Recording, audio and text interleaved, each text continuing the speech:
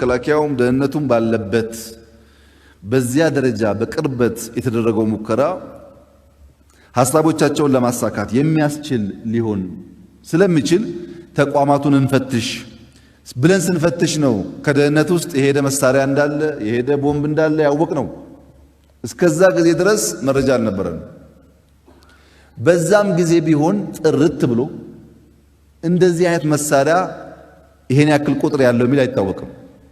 ከእስራኤል የተገዛ በቀንም በማታም የሚሰራ በሌዘር የሚደገፍ ድምጽ የሌለው ለአሳሲኔሽን የሚውል ትጥቆች መሆናቸው እናውቃለን። ከዚያ ጊዜ ጀምሮ ከትግራይ ክልላዊ መንግስት ጋር ይህ ግለሰብ የሀገርና የመንግስት ሀብት ሰርቆ ሄዷል፣ ቢያንስ ሀብቱን አስመልሱ የሚለው 2-3 ወር የፈጀ ጭቅጭቅ ነበር የፈጠረው። ይሄ መስሪያ ቤት እንዳልኳችሁ ወታደር አለው፣ ሚዲያ አለው። አባይ ሚዲያ የሚባል የደህንነት ሹም ያቋቋመው የግል ሚዲያው ነው በመንግስት ሀብት። ቤተ መንግስትም አስፈላጊ ቦታ የራሱ ወታደሮች አሉ። ውጭ ሀገር ሄጄ እመጣለሁ እንዳይባል አየሩ አይታመንም፣ ኤርፖርቱ አይታመንም። በእነዚህ ኃይል የሚጠበቅ ነው። ሰው ለራሱ ነፃነት ሳይኖረው ማሰብም አይችልም፣ መከላከልም አይችልም። ይሄ የተከበረው ምክር ቤት መገንዘብ አለበት። ቀለል አድርጎ ማየት የለበትም። እስካሁን ያላነሳውን አሁን የምናነሳው ቀጣይ የሚመጡ አመራሮችም ትምህርት እንዲወስዱ ተቋማትም ከዚህ አንጻር መታነስ ስላለባቸው የታለፈበትን ነገር የኢትዮጵያ ሕዝብ የማወቅ መብትም ስላለው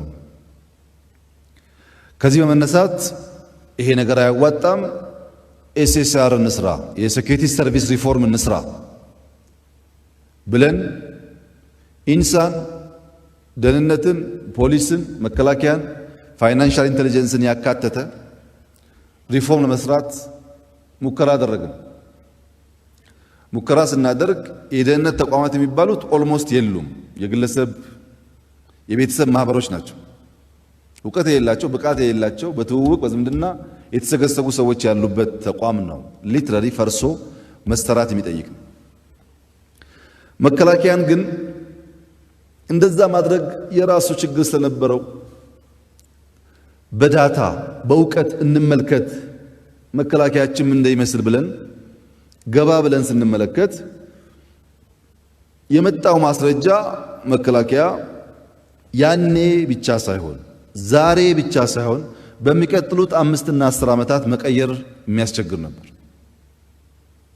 ለምሳሌ በሀገር መከላከያ ሚኒስቴር ውስጥ 4 ስታር ጀነራል ሙሉ ጀነራል የሚባሉት ከትግራይ ክልል 60% ሲሆኑ ከሌሎች ኢትዮጵያዊ በሙሉ 40% ናቸው።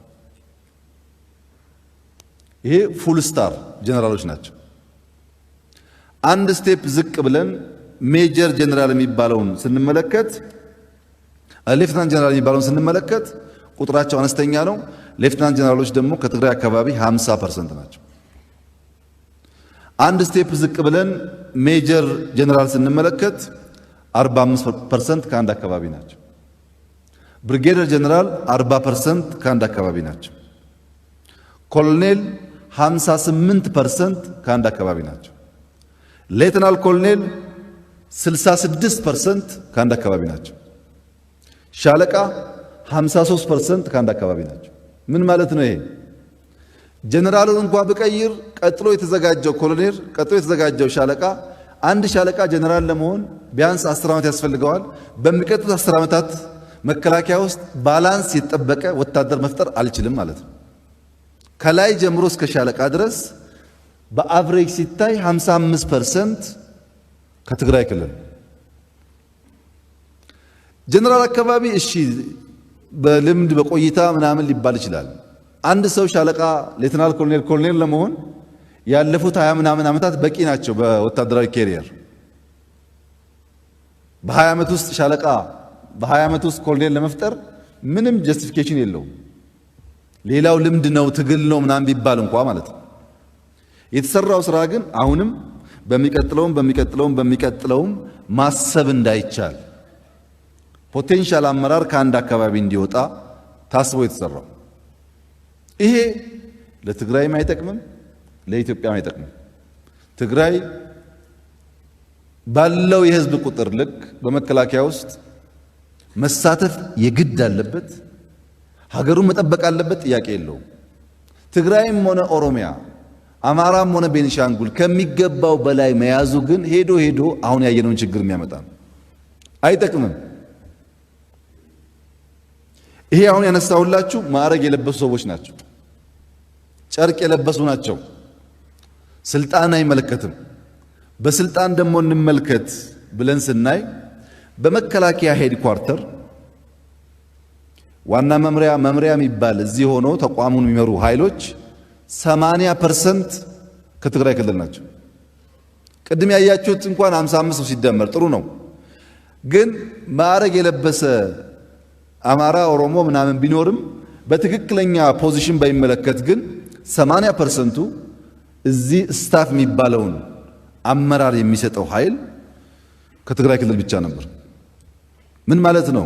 የሚገዛውን ትጥቅ ያውቃል፣ የሚሰለጥነውን ያውቃል፣ ግንኙነቱን ያውቃል። ሁሉም ነገር በአንድ አካባቢ የተያያዘ ነው ማለት ነው። እስቲ አንድ ስቴፕ ዝቅ ብለን እንመልከት። ከመከላከያ ደግሞ ትንሽ ዝቅ እንበል ስንል ከመከላከያ ዝቅ ስትሉ እዞች አሉ። ኢትዮጵያ የነበራት እዝ በሙሉ አዛዥ 100% ከትግራይ ነው። ምክትል አዛዥ 100% ከትግራይ ነው። ሁሉም እዞች።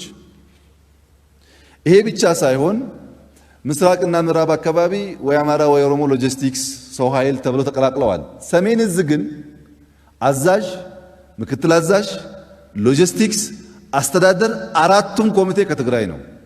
ለምን ሰሜን እዝ የሚለውን በኋላ መጣበታል። ይሄ እዝ ነው። ከእዝ አንድ ስቴፕ ደግሞ ወርደን እንመልከት ብለን ክፍለ ጦሮች ስናይ ክፍለ ጦሮች ሁለት መልክ አላቸው፣ ሜካናይዝድ እና እግረኛ የሚባል።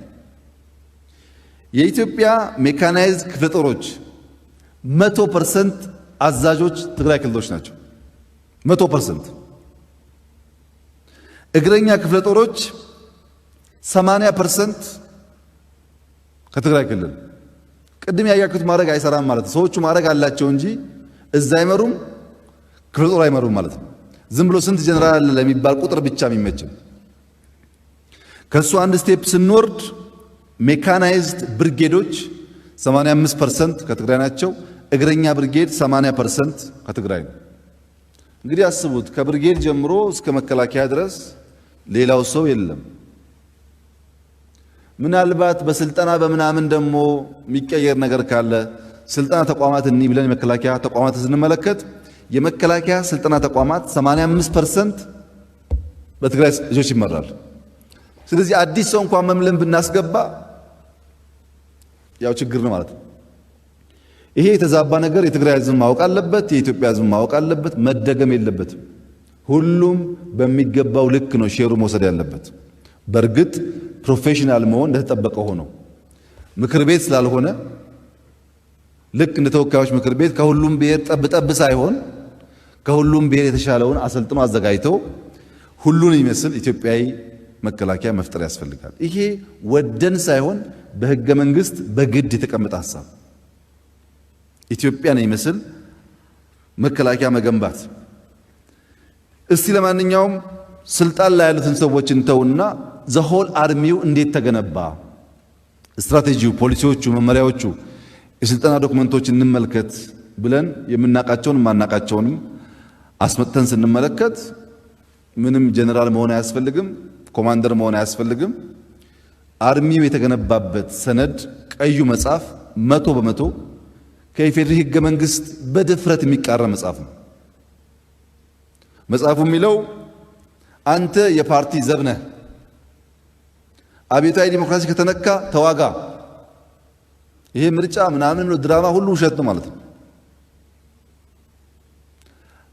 አብዮታዊ ዲሞክራሲ ከሌለ ያንተ የምትላት ኢትዮጵያ የለችም ይላል ጽሑፉ።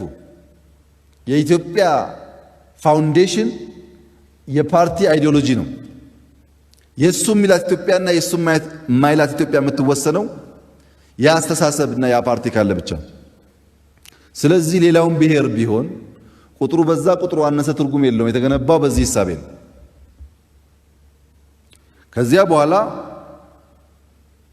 ይሄ ተቋም የተገነባበት ሁኔታ ለፓርቲ ያለው ውግንና የኢትዮጵያን መጻኢ ዕድል ከመወሰን አንጻር አደገኛ ነው የሚል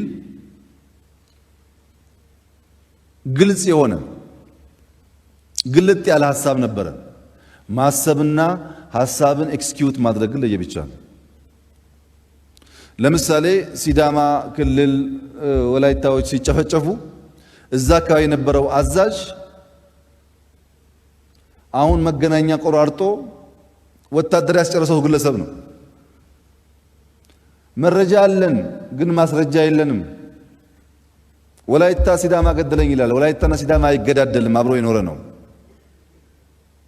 እዛ ያለው ቅድም ያልኳቸው ሃይራርኪ ገንዘብ አለው፣ ኔትወርክ አለው፣ ሚሽን ይሰጠዋል፣ ያጋድላል፣ ደሞም ሰላም ያስከብራል።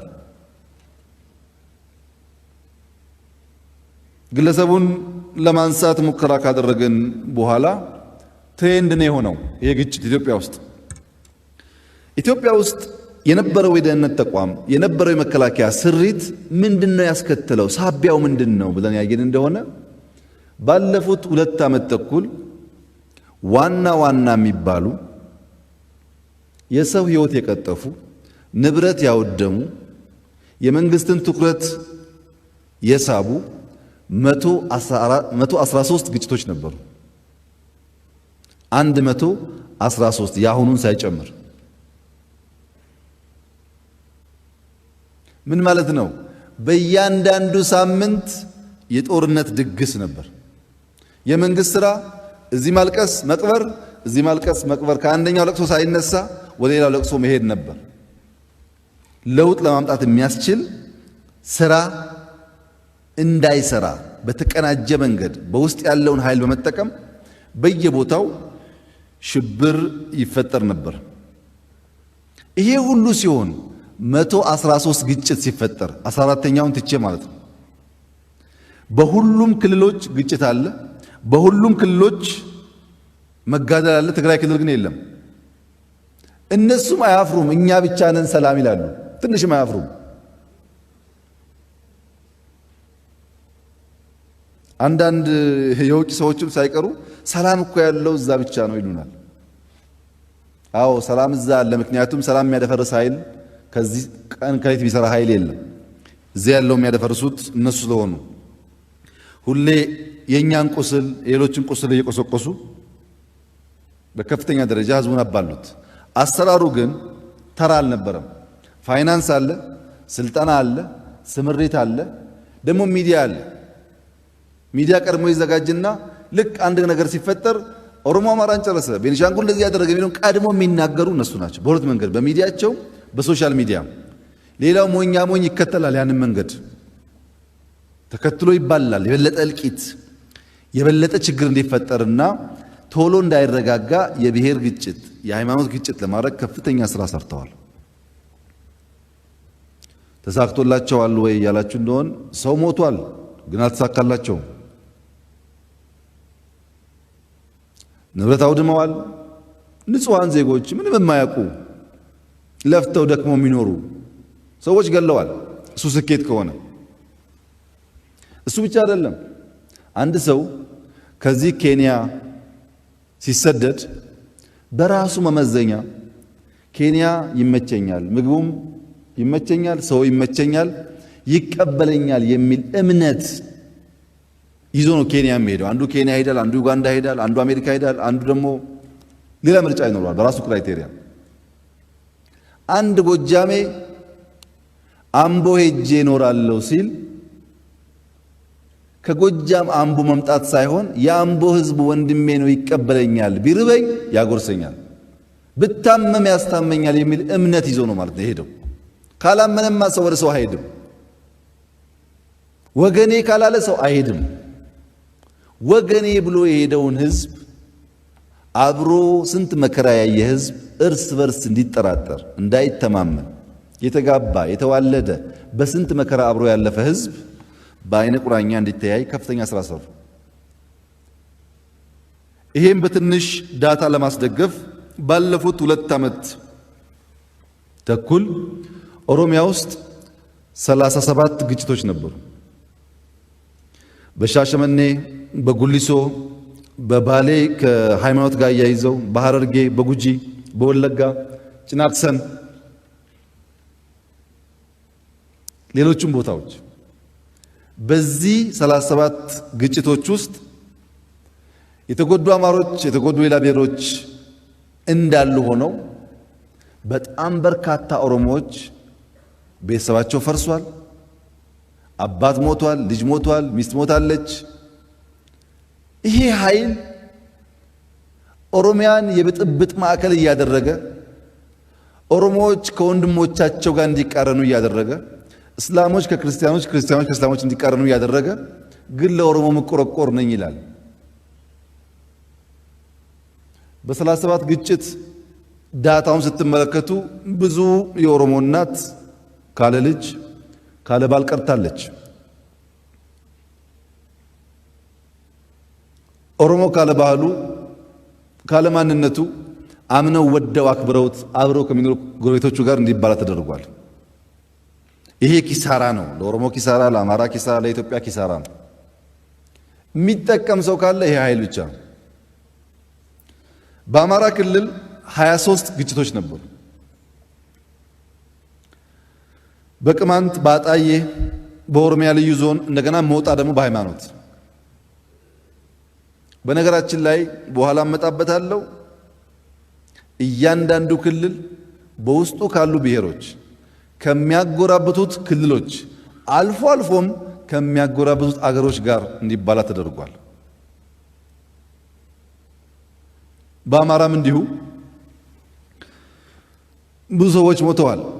ለምሳሌ ቅማንት የወሰን እንደሆነ ሁላችሁም እንደምትገነዘቡት በአማራ ክልል ውስጥ የጎንደር አካባቢ ከሁሉም ብሔሮች የመዋለድ ከሁሉም ብሔሮች የመኖር ከፍተኛ ልምምድ ያለው በጣም በርካታ ኤርትራውያን፣ ትግራዮች፣ ኦሮሞዎች፣ ቅማንቶች ብዙ ህዝቦች የተጋቡበት የተዋለዱበት ሀገር ነው፣ ከተማ ነው። ቅማንትና አማራ ብሎ መለየት በማያስችል ደረጃ እያንዳንዱ ቤተሰብ የተጋባ ነው። በአማራ ክልል ያሉ አመራሮች ቁጥራቸው የማይናቅ ሚስቶቻቸው ቅማንቶች ናቸው። ልጆቻቸው ከእናት ቅማንት እናትና ከአማራ የተወለዱ ናቸው። አንድ ቤተሰብ ናቸው። አንድ ቋንቋ፣ አንድ ባህል፣ አንድ ወግ ያላቸው ህዝቦች ናቸው። አያውቁትም ይህንን ግጭት። ግን ይሄ ግጭት ስፖንሰር ተደርጎ በአማራ ክልል ሰላም እንዳይኖር፣ ሰዎች እንዳይኖሩ፣ በብሔር እንዲጋደሉ በጣም በርካታ ስራ ተሰርቷል። ብዙዎች ተጎድተዋል። በዚህ ብዙ ንጹሃን ዜጎች ተጎድተዋል። በቤኒሻንጉል 15 ግጭቶች ነበሩ። መተከል፣ አሶሳ አካባቢ ከኦሮሚያም ከአማራም ማፈናቀል ጋር የሚያያዝ ዳንጉር፣ ያው እንደምትሰሙት ነው። አርሶ አደር ወደ ማሳ ወጥቶ ተገደለ የሚል ዜና መስማት የተለመደ ሆኗል ባለፉት 2 ዓመታት ኢትዮጵያ ውስጥ። አዲስ አበባ ላይ 14 ግጭቶች ነበሩ። ከግጭቶቹ ሁሉ የሚገርመኝ ግን የአርቲስት ሃጫሉ ሁንዴሳ ግድያ አይመለከትም። የሃጫሉ ሁንዴሳ ግድያ 10 ገደማ ሰዎች በሃጫሉ ካታጎሪ እንዲገደሉ የታሰቡ ነበሩ። ብልጽግና ውስጥ ያሉ ኃላፊዎች፣ ከብልጽግና ውጭ ያሉ ተቃዋሚ ፓርቲ ኃላፊዎች፣ እንደዚህ ስማቸው የሚታወቅ ሰዎች በመግደል ሽብር ለማፋፋም መጀመሪያ ከኦሮሚያ አካባቢ የተወሰነ መግደል፣ ከዛ ከአማራ አካባቢ ኃላፊዎች መግደል፣ ግጭቱ የኦሮሞና የአማራ ማስመሰል ሰፊ ስራ ተሰርቷል። ሃጫሉን አጥተናል። ሌሎቹ እንዳይሳኩ በጣም ብዙ ሙከራ ስራ ተሰርቷል። የሃጫሉ በተለይ የሚገርመኝ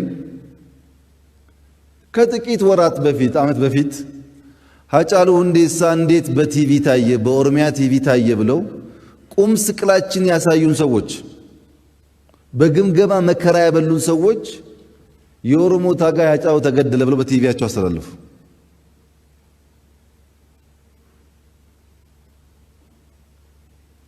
እሱን ተከትሎ የነበረውን ነገር ያው የምታውቁት ነው። በጋምቤላ 7 ግጭት ነበር። በጋምቤላ ክልል ብቻ ሳይሆን በካምፕ ስደተኞች ካምፕ ጭምር ግጭት ነበር። በደቡብ የጌዲዮን ታውቃላችሁ፣ ጉራ ፈርዳ ላይ፣ ኮንሶ ላይ፣ ሚዛን ቴፒ ላይ፣ በሌሎችም አካባቢዎች በተለየ ጌዲዮ በጣም የሚገርመው በጌዲዮና